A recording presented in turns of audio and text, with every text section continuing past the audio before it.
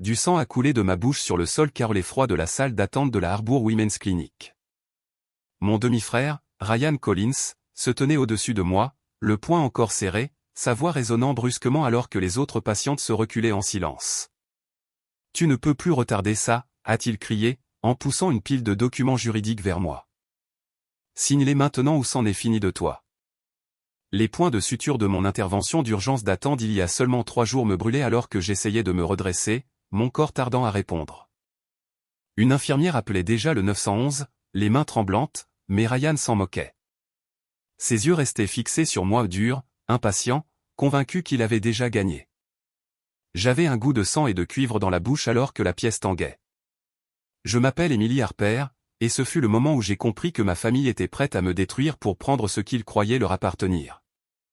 2 semaines plus tôt, ma vie semblait encore fragile mais intacte. J'avais 34 ans, j'étais prudemment pleine d'espoir, portant une grossesse que j'avais passé des années à me convaincre qu'elle n'arriverait peut-être jamais. Mon père, Thomas Harper, appelait chaque soir juste pour prendre des nouvelles. Parfois, nous ne parlions de rien, la météo, le travail, le chien du voisin. Parfois, il parlait de l'entreprise, de la responsabilité, et de la façon dont les gens montraient qui ils étaient vraiment quand ils pensaient que personne ne regardait. Puis il est mort. Un déclin soudain, ont dit les médecins. Des complications cardiaques, un ajustement de médicaments de trop. Au moment où je suis arrivé à l'hôpital, il était à peine conscient. Il a serré ma main une fois, a essayé de dire quelque chose, puis s'est éteint avant que je ne puisse comprendre ses mots. Les funérailles sont passées comme dans un brouillard. Ryan se tenait aux côtés de sa mère, Diane Collins, jouant parfaitement le rôle du beau-fils éploré. Diane pleurait doucement, s'appuyant sur les gens exactement au bon moment. Je me souviens avoir pensé à quel point elle paraissait composée, trop composée. 3 jours plus tard, j'ai perdu le bébé. Les saignements ont commencé soudainement et ne s'arrêtaient pas. Je me souviens de lumières vives, de voix précipitées, et du plafond qui défilait au-dessus de moi alors qu'on m'emmenait d'urgence en chirurgie. Quand je me suis réveillé, la pièce semblait vide d'une manière que je ne pouvais pas décrire. Le médecin m'a dit que j'avais de la chance. Ce mot encore, chanceuse. J'ai hoché la tête parce que je n'avais pas la force de le remettre en question. Je suis retourné à la maison de mon père parce que c'était le seul endroit qui me semblait encore familier. Sa veste était accrochée près de la porte. Sa tasse de café était dans l'évier. La maison sentait l'encaustique et l'après-rasage, comme s'il pouvait entrer à tout moment et me demander pourquoi je n'avais pas encore mangé. Ryan et Diane sont arrivés 2 jours plus tard sans prévenir. Ryan n'a pas frappé, il ne le faisait jamais. Il est entré comme s'il possédait déjà les lieux, les épaules carrées, les yeux balayant la pièce. Diane suivait, son expression douce et compatissante. « Oh, Emily, dit-elle doucement. Nous avons appris pour le bébé.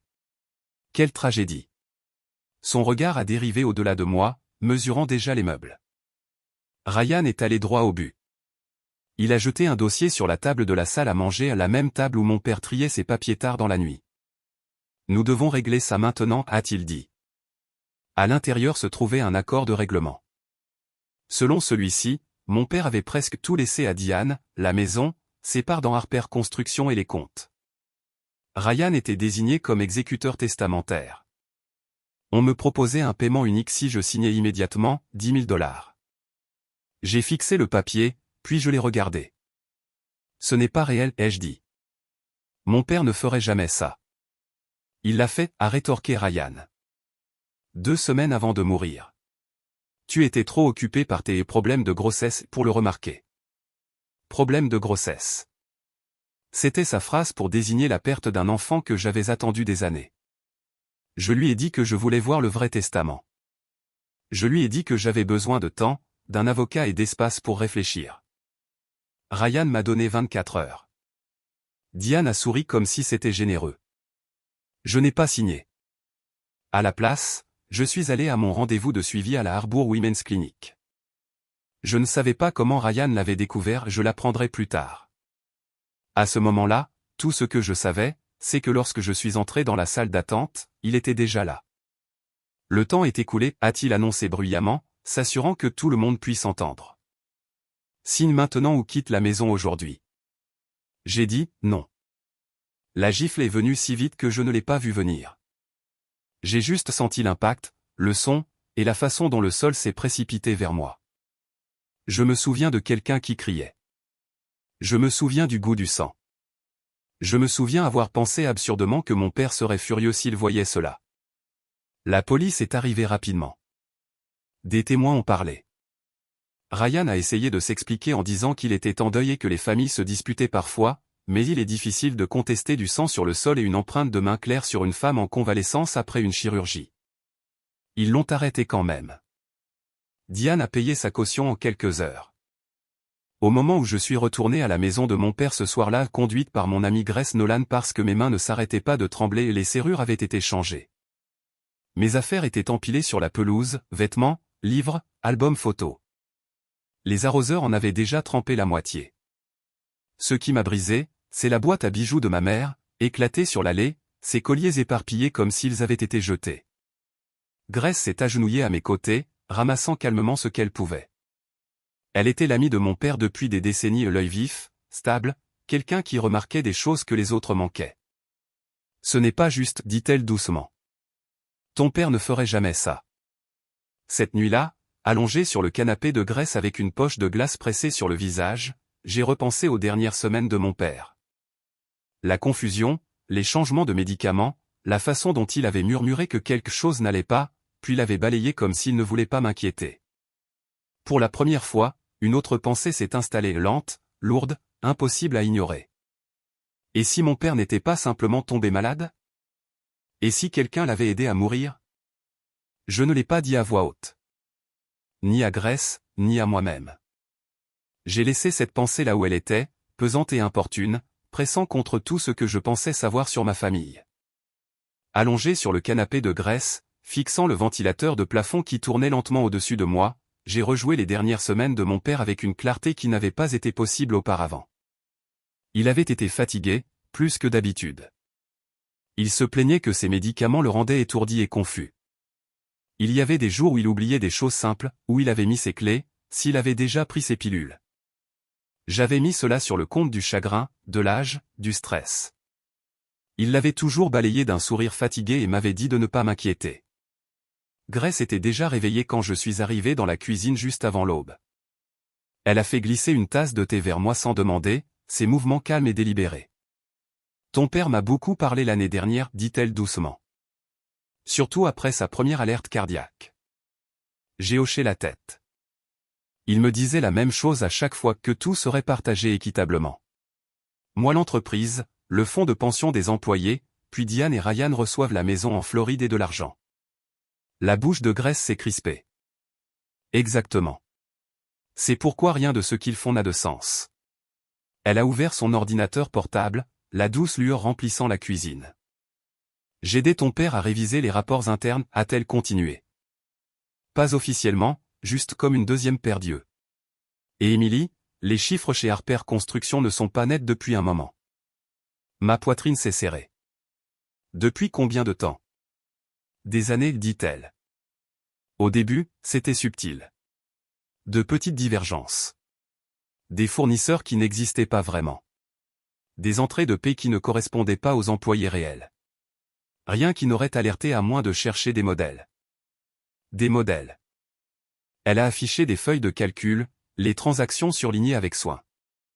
Mais au cours de l'année dernière, cela s'est intensifié. Des retraits plus importants, des mouvements plus rapides, presque comme si quelqu'un manquait de temps. J'ai pensé à l'état de mon père qui s'aggravait, aux changements fréquents de médicaments, et à la façon dont Ryan avait soudainement insisté pour aider à gérer ses pilules, disant qu'il voulait soulager mon père.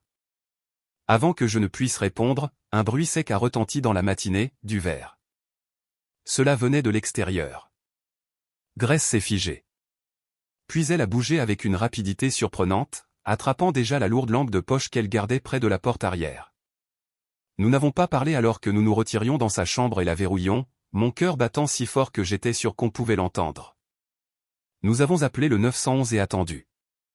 Qui que ce soit, il était parti au moment où la police est arrivée, mais il avait laissé quelque chose derrière lui. Peint à la bombe sur la porte du garage de Grace, les mots étaient inégaux, colériques, indéniables, arrête des creusés. Les policiers ont pris des photos, posé des questions et promis des patrouilles. Dès qu'ils sont partis, Grace m'a regardé, son calme se fissurant enfin. Ce n'était pas un hasard, dit-elle. C'était un avertissement. Plus tard dans la matinée, Ryan est apparu. Il s'est appuyé contre l'encadrement de la porte de Grace comme s'il en était le propriétaire, son inquiétude étant mince et répétée. J'ai entendu dire qu'il y avait eu des problèmes hier soir, dit-il. Ce quartier devient malfamé. Ce n'est peut-être pas sûr pour toi ici, Emily. Grace n'a pas scié. Sortez de chez moi. Quelque chose a vacillé dans ses yeux, de la surprise, peut-être. Mais il est parti sans un mot de plus. Dès que sa voiture a disparu, Grace a fermé la porte et s'est remise à son ordinateur. Ton père n'a jamais changé ses mots de passe, dit-elle. Ce que nous avons trouvé m'a soulevé le cœur. Des sociétés écrans, de fausses factures, de l'argent détourné en montant conçu pour rester invisible. Près d'un demi-million de dollars disparus au cours des 2 dernières années seulement. Et quand Grace a superposé le calendrier financier aux dossiers médicaux de mon père, le modèle était indéniable, plus l'argent disparaissait, plus mon père allait mal. Je me suis souvenu de quelque chose alors. Le dernier moment de lucidité de mon père à l'hôpital. La façon dont il m'avait serré la main et murmuré, sous-sol. Derrière le chauffe-eau. L'anniversaire de ta mère. À l'époque, j'avais blâmé les médicaments. Maintenant, je savais ce qu'il en était. Nous avons attendu après minuit. La fenêtre du sous-sol de la maison de mon père, celle qu'il n'avait jamais pris le temps de réparer, coinçait encore juste assez pour être forcée. Mon cœur s'emballait alors que nous grimpions à l'intérieur, même si légalement la maison n'était pas encore à Ryan, la succession n'avait même pas commencé.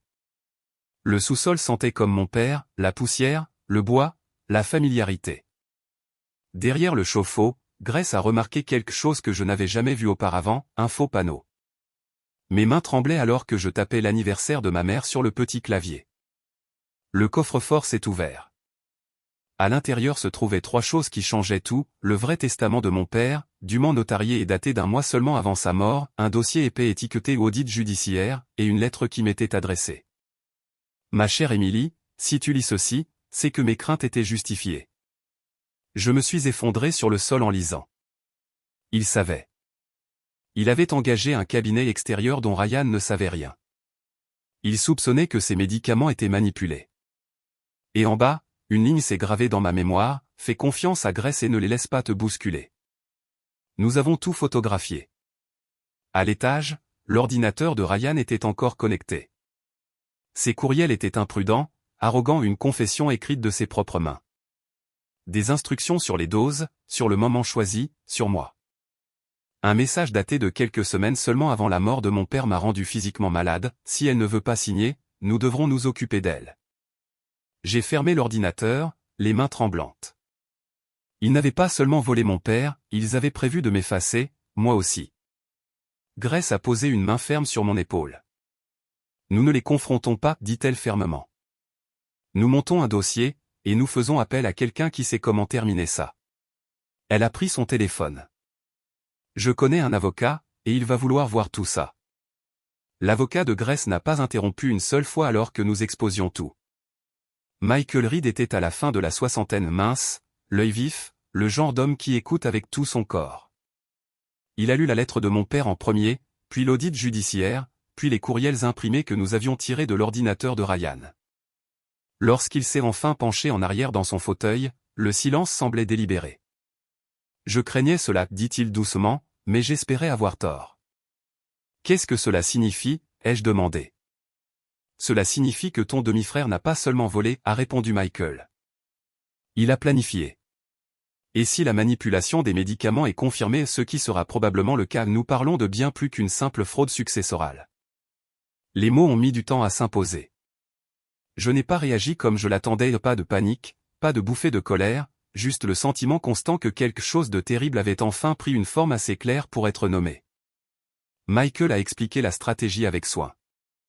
La succession serait gelée immédiatement, pas de vente de l'entreprise, pas de mouvement de fonds. Mais il y a un problème, dit-il en tapotant le dossier d'audit. Nous avons des preuves solides, mais pour porter cela sur le terrain criminel, nous avons besoin d'une intention. Nous avons besoin qu'il parle librement devant témoins. Grace n'a pas hésité. Ils parleront s'ils pensent avoir déjà gagné.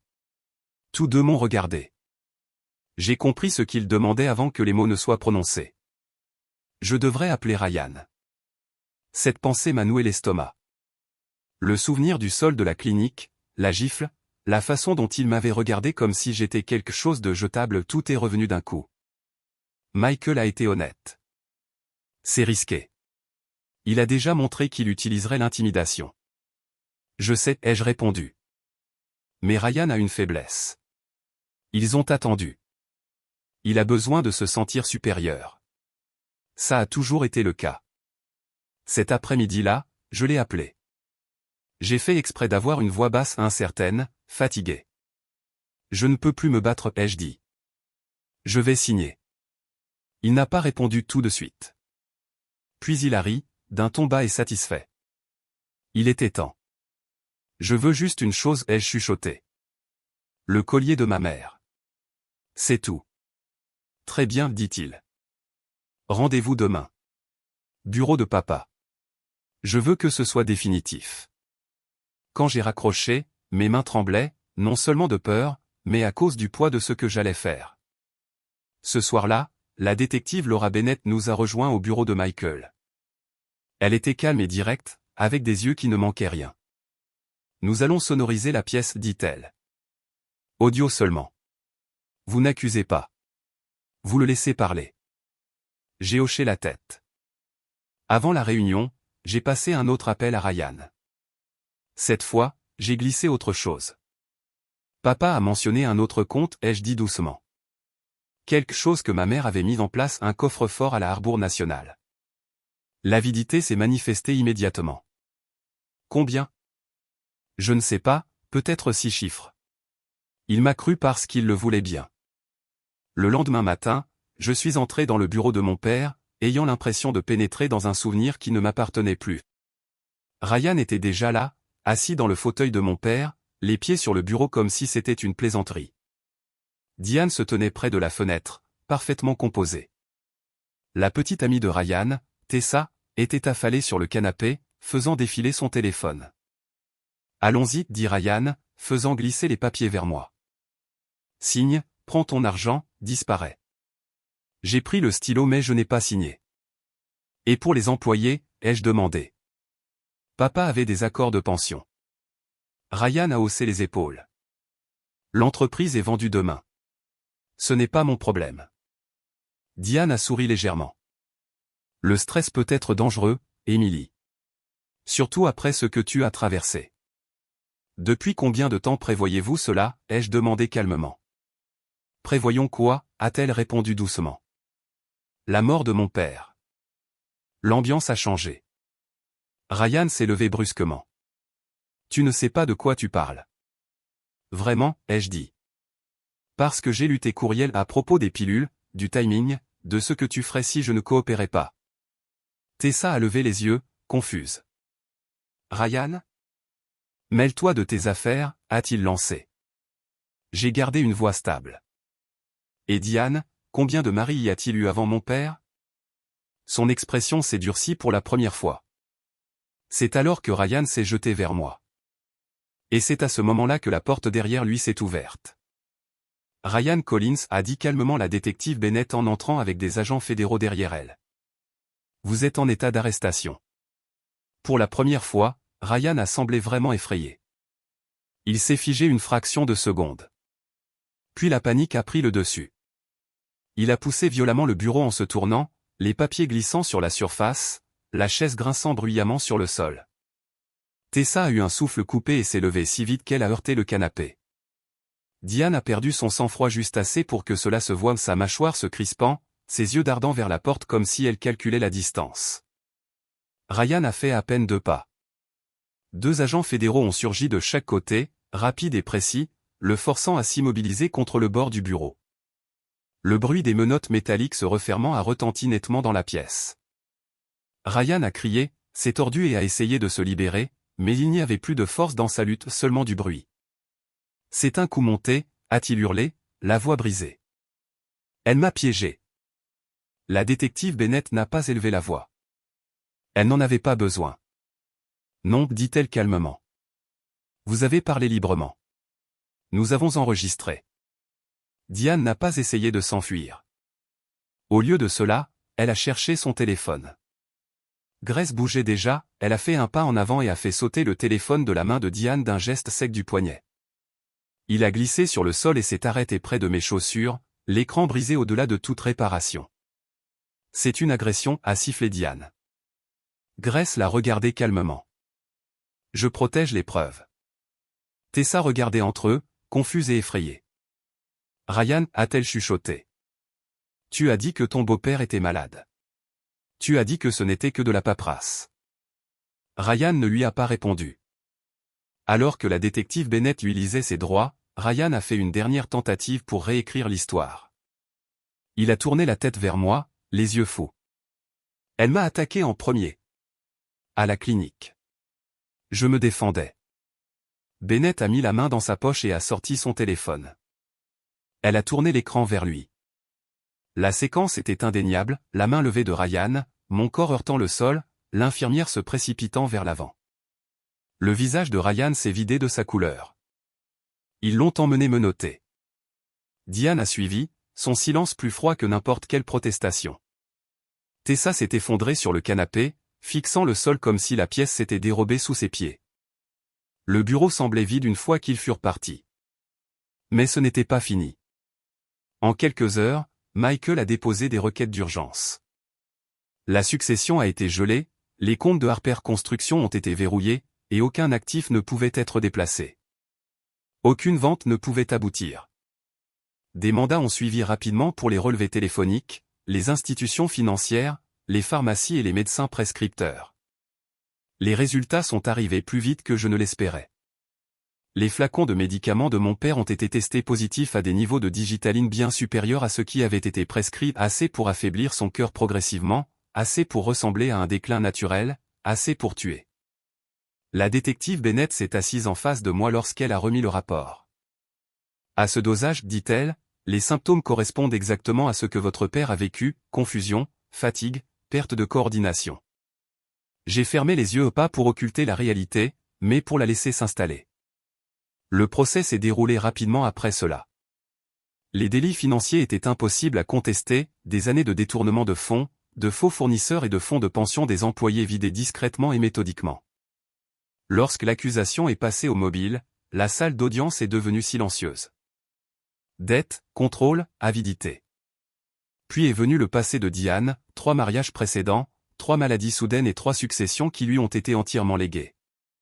Des compagnies d'assurance avaient posé des questions auparavant, mais personne n'avait de preuves jusqu'à présent. Tessa a témoigné. Elle portait une robe éclatante qui n'avait pas sa place dans un tribunal et parlait sans réaliser à quel point ses paroles étaient dévastatrices. Ryan disait que son beau-père allait mourir de toute façon, a-t-elle dit avec un haussement d'épaule. Il disait qu'il ne faisait qu'accélérer les choses, que c'était plus humain. Le jury ne l'a pas regardé. Les courriels de Ryan ont été lus à haute voix, des messages sur les pilules, sur le timing, sur moi. Quand le procureur a lu la ligne, si elle ne veut pas signer, nous nous occuperons d'elle, la main de Grace a serré la mienne. Le verdict est tombé après moins d'une heure de délibération, coupable de tous les chefs d'accusation. Ryan a été condamné à 25 ans pour les délits financiers et à la perpétuité pour meurtre. Il s'est effondré à la lecture de la sentence. Diane a reçu de 30 ans à la perpétuité. Elle n'a pas réagi, fixant simplement droit devant elle, comme si elle planifiait déjà des appels qui ne la sauveraient pas. La justice n'avait pas un goût de triomphe. Elle semblait calme, lourde et définitive. Après le procès, Michael m'a remis une enveloppe que mon père lui avait laissée. À l'intérieur se trouvait une clé et une adresse, un autre coffre-fort. À l'intérieur se trouvaient des obligations valant près de 2 millions de dollars et une note écrite de la main de mon père, pour l'avenir, pour la famille qu'ils ne peuvent pas toucher. Harper Construction a survécu. Sans le vol, elle était plus solide que quiconque ne le réalisait. Le fonds de pension a été restauré avec intérêt. Des employés ont pleuré ouvertement en apprenant que leur retraite était en sécurité. Ce soir-là, je me suis tenu seul dans le bureau de mon père. Je me suis assise brièvement dans son fauteuil non pas pour le revendiquer, mais pour le comprendre. Ils avaient essayé de m'effacer. Au lieu de cela, ils m'avaient montré exactement qui j'étais. Les semaines suivant le verdict se sont déroulées différemment de ce que j'imaginais. Il n'y a pas eu de soulagement soudain, pas de moment où tout s'est remis en place. Au lieu de cela, la vie s'est adoucie sur les bords, comme si le monde comprenait que tout ce qui était trop tranchant pouvait encore blesser. Je suis resté loin de la maison de mon père au début, non pas parce que j'en avais peur, mais parce que je voulais y retourner quand le bruit en moi se serait apaisé. En attendant, je me suis concentré sur ce qui nécessitait des mains stables plutôt que des émotions fortes. Harper Construction était meurtri mais debout. Les employés passaient à mon bureau temporaire un par un non pas pour demander d'être rassurés, mais pour raconter des histoires. Des histoires calmes, de petits actes de gentillesse que mon père n'avait jamais mentionnés, des prêts qu'il avait discrètement pardonnés, des frais de scolarité qu'il avait payés anonymement. Avec le temps, il avait insisté pour que les gens prennent du repos plutôt que de l'argent. J'ai écouté. J'écrivais ces choses en rentrant chez moi, craignant que ces détails ne disparaissent si je ne m'y accrochais pas. Grace est restée proche, bien qu'elle ne soit pas envahissante. Un après-midi, alors que nous examinions des états financiers à la table de la salle à manger, elle a fermé le dossier et m'a regardé par-dessus ses lunettes. « Tu n'as plus besoin que je te garde, dit-elle. »« Je sais, ai-je répondu. Elle a souri. « Bien. Ce n'était jamais le but. La grossesse m'a imposé un rythme plus lent, que je le veuille ou non. J'ai appris à m'arrêter quand mon corps le demandait, à m'asseoir au lieu de forcer, et à accepter de l'aide sans la traiter comme un échec. Certains jours, cette leçon était facile, d'autres jours, cela ressemblait à un travail. Je suis finalement retourné à la maison de mon père par un dimanche matin calme. La clé a tourné sans effort dans la serrure, le bruit résonnant doucement dans le couloir vide. La lumière du soleil filtrait à travers les fenêtres, attrapant la poussière dans l'air. La maison semblait différente, pas hantée, pas en attente, juste présente. J'ai ouvert les fenêtres et laissé l'air frais circuler dans des pièces qui avaient retenu leur souffle. Au sous-sol, le faux panneau était toujours là, le coffre-fort désormais vide. J'ai posé ma main contre le mur de béton frais et je me suis laissé rester immobile pendant un long moment. Cette nuit-là, j'ai dormi dans ma chambre d'enfant à nouveau non pas parce que j'en avais besoin, mais parce que j'en avais envie. Je me suis réveillé sans panique, sans répéter la journée à venir dans ma tête. Juste éveillé. Une semaine plus tard, j'ai croisé le docteur Nathan Brox dans un café près du tribunal. Il m'a reconnu immédiatement, m'a demandé comment je guérissais, et comment j'allais vraiment. Mieux, ai-je dit après un moment. J'apprends encore. Le café s'est transformé en une autre conversation quelques jours plus tard, puis une autre. Rien de pressé, rien de lourd, juste une présence. Il ne m'a jamais demandé d'expliquer les pires moments, il écoutait quand je les abordais de moi-même. Au travail, j'ai pris ma première décision majeure, j'ai annulé la vente en attente de l'entreprise. Il y a eu de la résistance, des questions et de l'inquiétude. Mais quand j'ai expliqué ce que l'entreprise signifiait et pour qui elle avait été bâtie, la pièce est devenue silencieuse. Lentement, les gens ont hoché la tête. Certains semblaient soulagés. Ce soir-là, je me suis assis seul sur le porche avant de la maison de mon père, enveloppé dans une veste légère, écoutant le quartier s'installer dans la nuit. Une voiture est passée. Un chien a aboyé quelque part dans la rue. Des bruits ordinaires, ininterrompus. J'ai posé une main sur mon ventre et j'ai senti un petit mouvement régulier sous ma paume. « Nous allons bien », ai-je dit doucement. Pas comme un encouragement, comme une vérité. Pour la première fois depuis que tout avait commencé, l'avenir ne semblait pas être quelque chose pour lequel je devais me battre. Il semblait être quelque chose vers lequel j'étais autorisé à marcher. Les jours qui ont suivi se sont installés dans un rythme que je n'ai pas reconnu au début, car il n'était pas construit autour de l'urgence.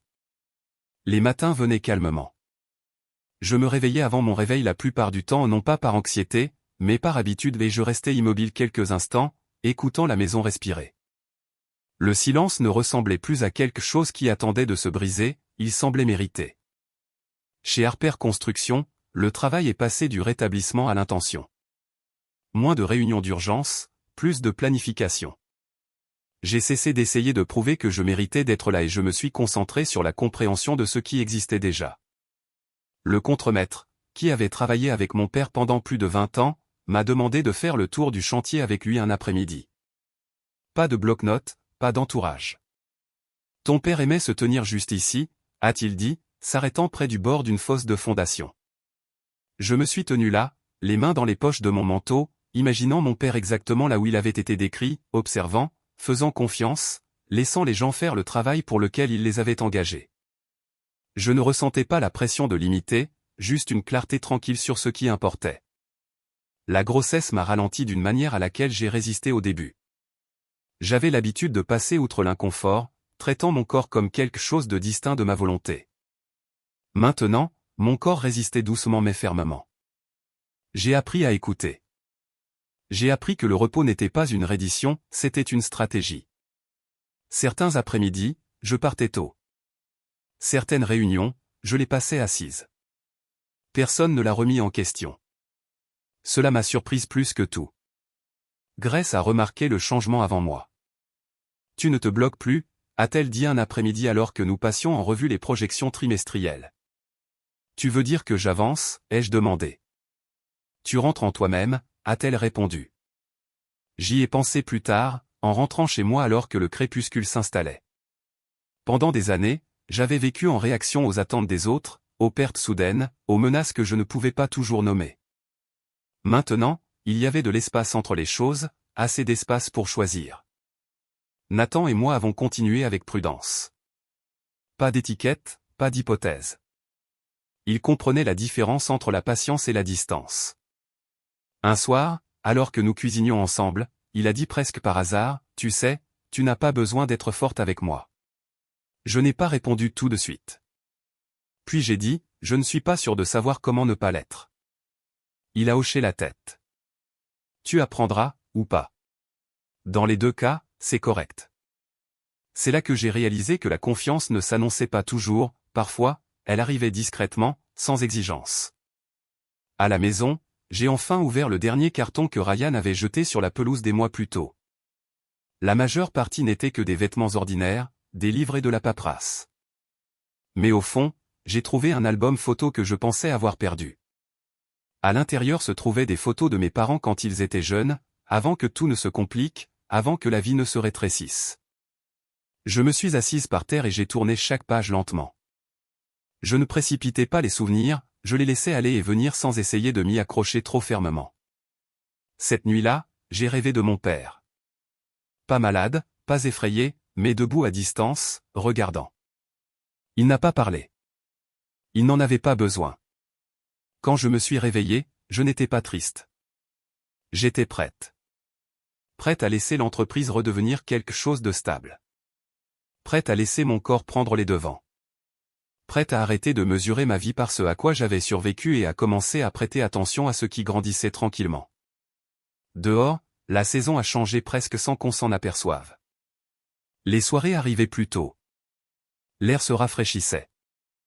Je me surprenais à m'arrêter plus souvent sur le pas des portes, aux intersections, au bord des décisions assez longtemps pour me sentir ancré avant de continuer. Pour la première fois, l'absence de peur ne ressemblait pas à un piège, cela ressemblait à de l'espace. Au début de l'automne, les jours ont raccourci sans cérémonie. Je l'ai remarqué un soir en fermant le bureau. Le ciel avait déjà pris ce bleu profond et posé qui vient juste avant la nuit, celui qui n'est pas menaçant. Il arrive, tout simplement. Je suis resté là un instant de plus que nécessaire, les clés chaudes dans ma main, respirant un air qui semblait plus frais, plus stable. Grace aimait dire que la guérison se manifestait ainsi pas bruyamment, pas d'un seul coup. Les gens s'attendent à ce que la fin d'une épreuve ressemble à une porte qui claque, m'a-t-elle dit lors d'un déjeuner un après-midi. La plupart du temps, c'est juste le vent qui finit par tomber. Je pensais plus souvent à mon père cette saison-là, mais pas de la manière dont je l'avais fait au début. Je ne rejouais plus ces derniers jours, cherchant des signes que j'aurais manqués. Au lieu de cela, je me souvenais de choses ordinaires, la façon dont il pliait le journal avant de le poser, la façon dont il lisait les contrats ligne par ligne, même les parties ennuyeuses, la façon dont il croyait que la constance importait plus que l'intensité. J'ai commencé à visiter les chantiers plus régulièrement, non pas pour surveiller, mais pour être présente. Les ouvriers hochaient la tête quand ils me voyaient. Certains s'arrêtaient pour parler. Ils racontaient des histoires que je n'avais jamais entendues, de petites histoires, des gentillesses discrètes pour lesquelles mon père n'avait jamais tiré de gloire. J'écoutais et je laissais ces histoires exister par elles-mêmes. Le bébé bougeait plus maintenant, plus fort, plus délibérément. Un après-midi, pendant une réunion, j'ai ressenti un mouvement soudain, indéniable. Je me suis arrêté au milieu d'une phrase, la main posée sur mon ventre avant de réaliser ce que je faisais. Personne ne m'a pressé. Personne n'a parlé. Je vais bien, ai-je dit après un moment. Et c'était vrai. Nathan a remarqué le changement en moi avant que je ne mette des mots dessus. Un soir, alors que nous étions assis sur le porche à regarder la dernière lueur s'estomper, il a dit, « Tu n'attends plus. » « Quoi donc ?» ai-je demandé. « Que le ciel te tombe sur la tête ?» J'y ai réfléchi. Je pense que je crois enfin que ce n'est pas une fatalité. À la maison, j'ai trié les affaires de mon père lentement, non par obligation, mais parce que j'en avais envie. Au fond de son placard, j'ai trouvé une vieille veste en flanelle. Je l'ai tenue un instant, respirant l'odeur familière de sueur et de thym. Je n'ai pas pleuré, j'ai souri. La procédure d'appel s'est terminée tranquillement. Pas d'appel, pas d'avertissement, juste une lettre confirmant ce qui s'était déjà transformé en certitude. Grace l'a lu, a hoché la tête une fois et l'a classée. C'est fini, a-t-elle dit. Ce soir-là, je me suis assise sur les marches du perron, enveloppée dans une couverture, écoutant les feuilles racler le trottoir. J'ai pensé à tout ce qui avait essayé de me définir, la perte, la peur, la violence et comment rien de tout cela n'avait eu le dernier mot. J'ai posé mes deux mains sur mon ventre et j'ai parlé à voix haute juste pour l'entendre. Tu arrives dans un monde qui n'est pas parfait, ai-je dit doucement. Mais il est honnête, et il est à nous. La maison craquait en refroidissant, se stabilisant sur elle-même. Moi aussi. L'hiver est arrivé tranquillement sans demander si j'étais prête. La première neige est tombée pendant la nuit, légère et délibérée, adoucissant les bords de la rue devant ma fenêtre. Je l'ai remarqué tôt le matin, debout dans la cuisine avec une tasse me réchauffant les mains. Le monde paraissait plus lent sous la neige, plus clément. Je suis resté là plus longtemps que nécessaire, regardant le calme s'installer. Au travail, le projet de l'hôpital s'est déplacé à l'intérieur à mesure que le froid s'intensifiait. Les murs montaient, les couloirs prenaient forme. J'ai parcouru la structure un après-midi avec le chef de chantier, nos pas résonnant contre les sols en béton qui seraient bientôt recouverts, chauffés, rendus humains. Je me suis arrêté devant une pièce marquée récupération et j'ai senti quelque chose se serrer dans ma poitrine. Pas de la douleur, pas de la peur. De la reconnaissance. Celle-ci est importante, a-t-il dit. Tout est important, ai-je répondu. Et je le pensais vraiment. Les gens me traitaient différemment maintenant, pas avec prudence, pas avec pitié, juste avec une sorte de respect constant qui n'exigeait rien de moi. La femme qui avait été traînée dans les tribunaux et les gros titres était discrètement devenue quelqu'un d'autre dans leur esprit, une constante. Je ne savais pas toujours comment porter cela, mais je ne résistais plus. Grace venait moins souvent, non parce qu'elle s'éloignait, mais parce qu'elle n'avait plus besoin de monter la garde. Un après-midi, elle a rassemblé ses affaires, s'est arrêtée à la porte et a dit, « Tu sais où me trouver si le monde redevenait trop bruyant. » Je sais, ai-je dit, et j'ai souri. La grossesse rendait le temps irrégulier. Certains jours s'étiraient à l'infini, d'autres disparaissaient avant que je puisse les nommer. J'ai appris à faire confiance à mon corps à nouveau, à écouter quand il me demandait de ralentir, de me reposer, de m'asseoir au lieu de forcer. C'était plus difficile qu'il n'y paraissait. Lâcher le contrôle l'est toujours. Nathan remarquait les jours où je devenais silencieuse. Il ne demandait pas ce qui n'allait pas, il restait simplement là. Un soir, alors que nous étions assis sur le canapé avec les lumières tamisées et la télévision en sourdine, j'ai dit quelque chose que je n'avais pas encore exprimé à voix haute. J'ai peur d'être calme, ai-je admis. Comme si j'y croyais, on allait me l'enlever. Il y a réfléchi un instant. Puis il a dit, alors n'y crois pas d'un seul coup. Laisse ce calme gagner sa place. Cela m'est resté. À la maison, j'ai enfin trié le carnet où j'avais noté les histoires que les gens partageaient sur mon père.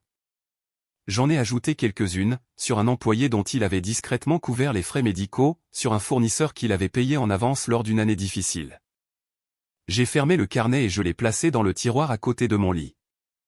Pas caché, juste en sécurité.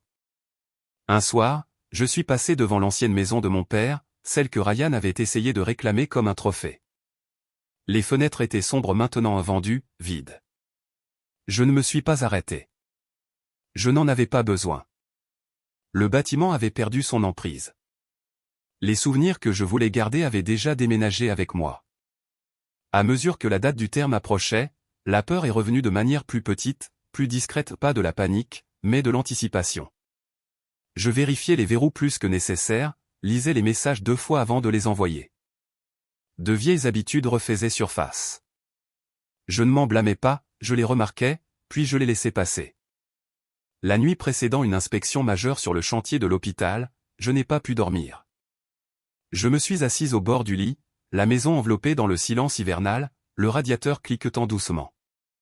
Mes mains reposaient sur mon ventre, sentant un mouvement lent et régulier sous ma peau. Preuve de continuité, d'insistance.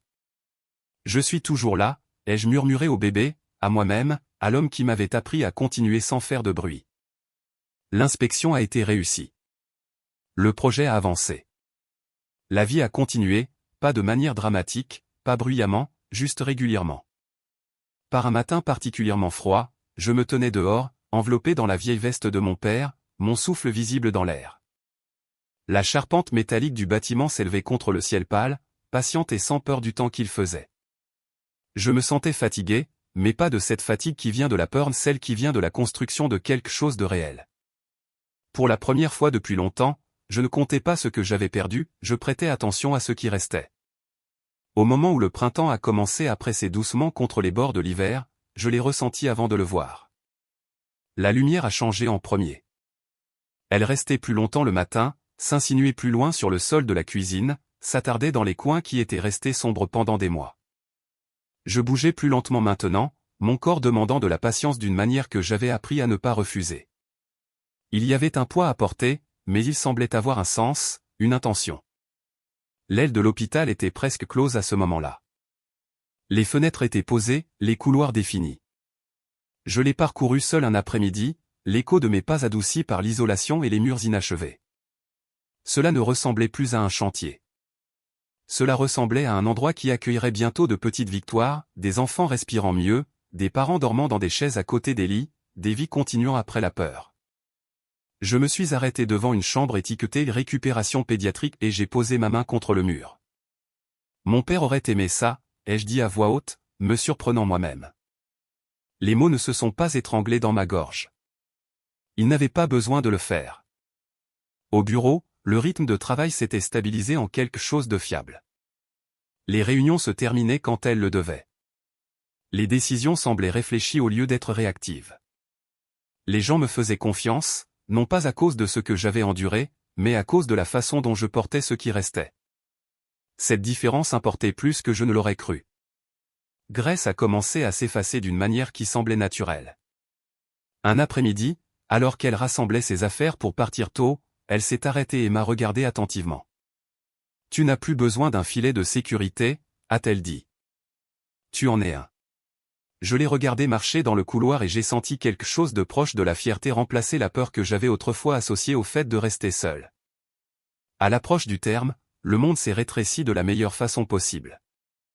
Moins de longues journées, plus de soirées tranquilles. Nathan s'est adapté sans commentaire, sans impatience. Un soir, alors que nous plions de minuscules vêtements qui sentaient encore la lessive et le neuf, il a dit « Tu ne parles plus beaucoup d'eux. » Je pense à eux, ai-je répondu. C'est juste que je n'y vis plus. Il a hoché la tête comme si cela tombait sous le sens. Les cauchemars s'estompèrent pas entièrement, mais suffisamment pour ne plus me réveiller en sursaut. Quand les souvenirs refaisaient surface, je savais comment les accueillir maintenant, respirer, me rappeler où j'étais. La force, j'avais appris, n'était pas de ne jamais avoir peur, c'était de ne pas laisser la peur prendre des décisions pour soi. Un après-midi, une lettre est arrivée confirmant que le dernier appel avait été rejeté. Plus d'audience, plus d'émotion. J'ai tenu l'enveloppe un instant, puis je l'ai ouverte, je l'ai lue une fois et je l'ai placée dans un tiroir. Ce chapitre s'est fermé non pas avec soulagement, mais avec certitude. Quelques jours plus tard, j'ai visité à nouveau la tombe de mon père. L'herbe avait poussé épaisse et verte, la pierre était propre et bien ancrée. J'ai apporté des fleurs cette fois, des fleurs simples, jaunes, éclatantes. J'y suis presque, lui ai-je dit doucement. Pas parfaite, pas sans peur, mais prête. Le vent soufflait dans les arbres au-dessus de moi. Je suis resté encore un peu, puis je suis parti sans regarder en arrière. La nuit où le travail a commencé, tout était calme. Pas de panique, pas de précipitation, juste un serrement régulier qui semblait inconnu mais pas effrayant. Nathan était calme, rassurant. Grace nous a rejoints à l'hôpital de toute façon, manteau à moitié boutonné, le regard vif malgré l'heure. Je ne raterai ça pour rien au monde, a-t-elle dit en me serrant la main. Alors qu'on me transportait dans le couloir, j'ai pensé brièvement à un autre hôpital, un autre couloir, un autre moment où je m'étais sentie impuissante et petite. Le souvenir m'a traversé sans s'arrêter. C'était différent. Des heures plus tard, épuisé et tout à fait éveillé, j'ai entendu un son qui a bouleversé quelque chose de profond en moi, un cri fort, insistant, vivant. Ils ont placé mon enfant dans mes bras, chaud, solide et réel. Le monde s'est réduit au poids contre ma poitrine, au rythme de la respiration qui répondait à la mienne.